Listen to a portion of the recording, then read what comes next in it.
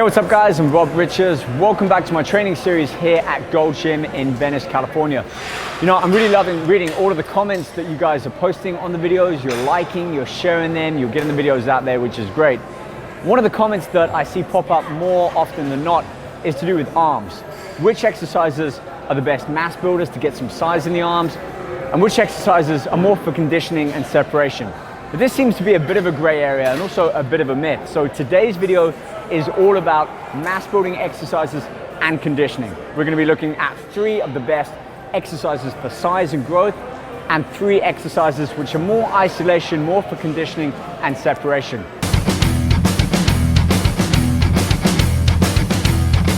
Big shout out to Hylete Performance Apparel and Gear for sponsoring this video and making it possible for us to come here and show you all of these exercises. Check out their social media using hashtag HyleteNation. They're doing some great things with some charities as well. And also, you won't find these guys in stores. The reason they're online is because they cut out the middlemen. So you get some great quality apparel, t-shirts, tank tops, shorts, backpacks at a really great price. And again, you can use my discount in the text below. You get 40% off your first order, but hurry, you've only got 2 weeks to do it since this video goes live. All right, on with the workout.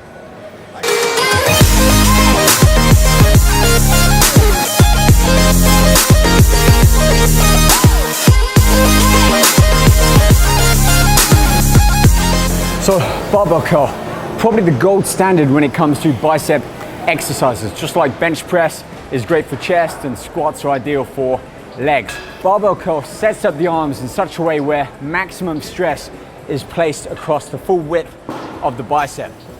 Not quite considered a compound exercise, but definitely a key muscle builder.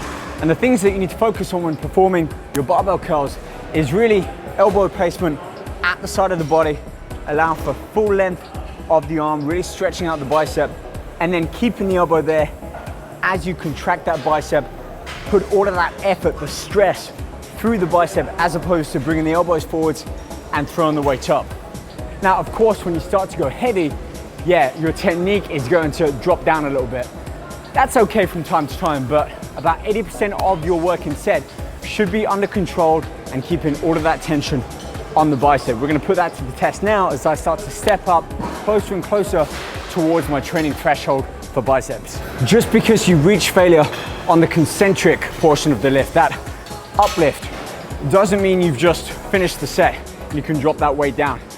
The final 2 or 3 reps really is where all the work gets done. If you're looking to grow your biceps, get them bigger, this is the level of stress that you need to be enduring on those final few reps. So my suggestion would be either have a training partner or a friend spot you, do an assisted force rep, controlling that descent, the eccentric portion of the lift more. They say you're about 30–40% stronger here, make use of it. Control that tempo, resist that bar dropping. If you can get 2 or even 3 more reps past the point of failure, this is definitely gonna help towards encouraging greater muscle growth in the biceps.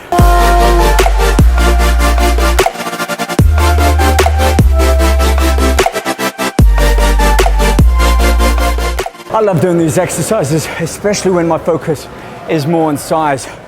And here's why. That arm support really locks in, allows you to focus all of the effort, all of the work done purely on the biceps.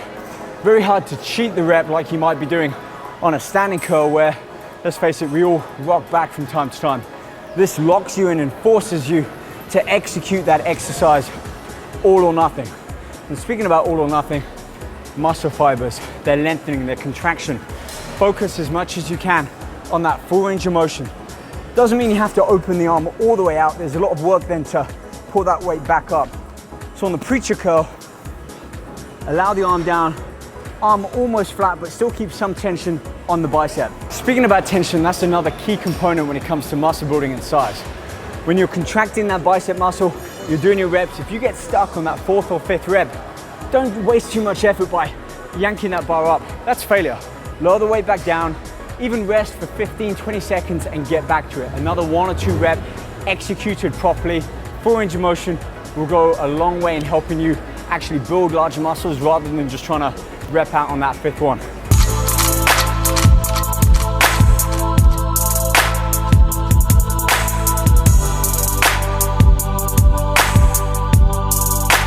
This exercise, like I mentioned, one of those forgotten exercises I don't see too many people doing. And it's not an easy exercise to do. First of all, you've got to have the hips pushed back, your torso in such a position, arms vertical. It's very easy to do this exercise where it's not quite as efficient on the bicep as it might appear. So one way to get around that is to perform it seated. You've seen this in a lot of older fitness style adverts and commercials. Elbow up against the knee, it keeps it supported. Therefore, you're free just to focus on contracting that bicep and putting up the weight. What's the difference between this? You're not as strong. Let's give it a go with the 55 again.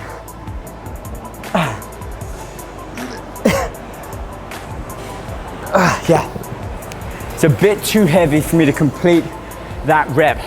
By standing up and not have my arm pushing up against anything which requires some tension, some force against it, I'm not using as much on my biceps. So if your goal is really to create those bigger, fuller, rounder biceps, you stand up, go with the heavy weight, and once you find you start to reach failure, you can use your free hand just to give yourself a spot for those final 2 or 3 reps.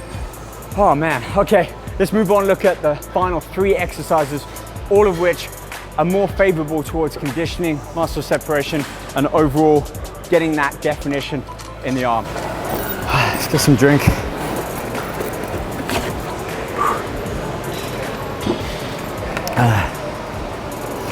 One thing I always have an issue with when I'm training is that bringing enough gear into the gym with me. See, they're a big bulky bag with all my lifting straps, water, extra clothes. Great thing about this bag is there's about 9 or 10 different compartments. So open this up, great little pocket there for my phone, wallet, headphones, keys. Big space here for extra clothes, water that easily fits in there. Plus, I got a laptop bag at the back. I've got a shoe compartment, and I've got these great side pockets, things like my lifting wraps, side one there for some money, extra protein shakes, and little tripod stand there so when I do my own videos. So basically for the size of a backpack, I can fit everything in one bag, keep old clothes in there, water, everything separate, which I love. All right, let's get on with the arm workout.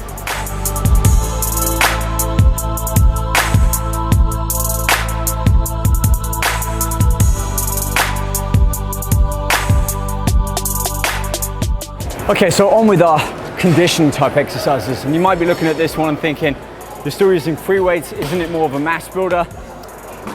This is where that gray area kind of sets in, because it is and it isn't. The reason I prefer not to do it as more of my mass builder is, look at the amount of weight I'm lifting.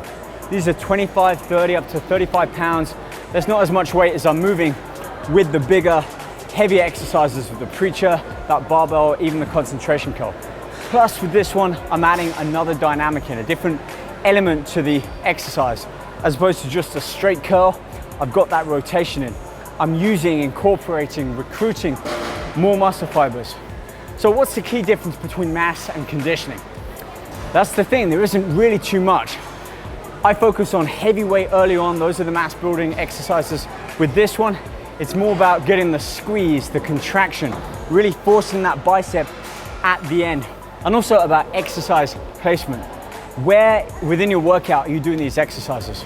Early on, stick with the big, heavy free weight exercises.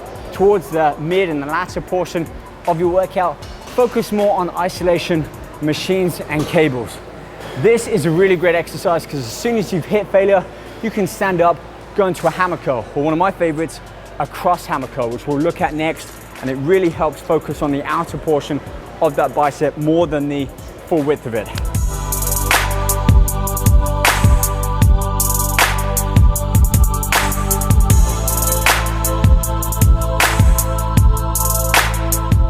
Cables are also really easy to perform strip sets or drop sets on.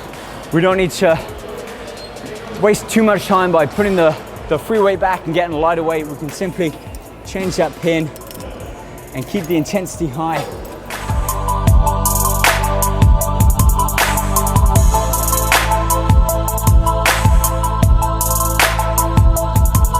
I've got one more thing to show you on the cable before we move on and finish off on the final, probably the best exercise in terms of peaking, getting conditioning in the bicep. So let's check out this one first.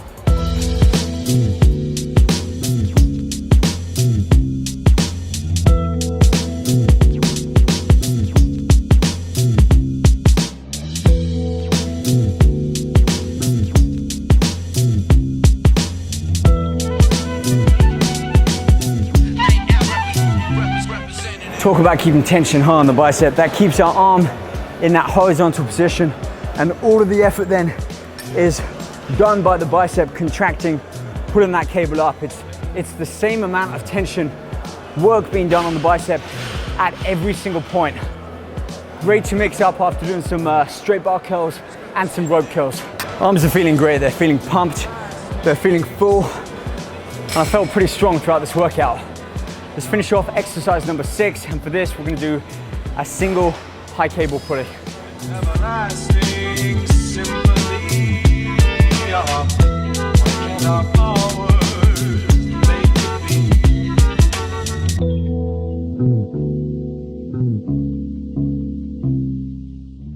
This is one of those exercises that you think you're going to be able to do 12, 15 reps. You get to that maybe 10th, 11th rep, and it just stops dead. You can't complete that movement. That's the kind of feeling you want. That shows that you've reached the end of your threshold for that exercise. The muscle can no longer lift that weight using that form. And speaking of form, you can see I've got my arms stretched out. I'm allowing a full length of the bicep, which is one reason I prefer to do this single arm, one arm at a time instead of both. Even with a cable pulley like this, if my arms are fully lengthened, I'm not gonna have tension in the bicep. So by doing this, again, I've got that tension throughout the entire range of motion. I can focus on one arm at a time instead of just trying to get the reps done, and really peak and squeeze that bicep up at the top. So when people look at this and go, is it a peaking exercise?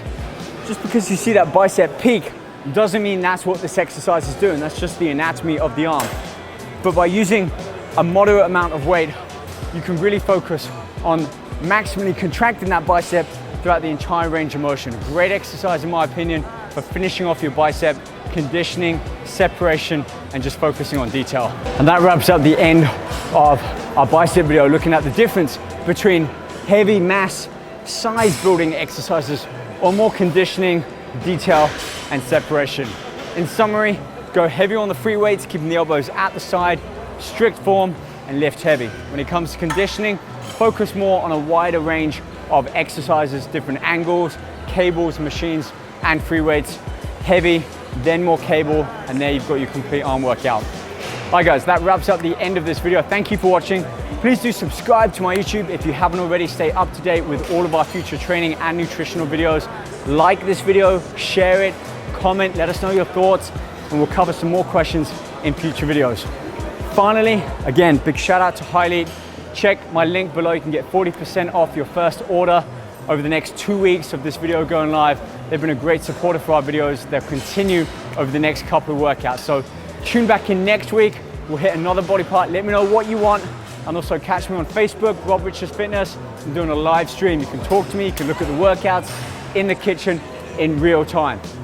Okay, enjoy the rest of your week. Work hard, stay motivated, eat clean. We're gonna make progress together. See you guys then. Take care.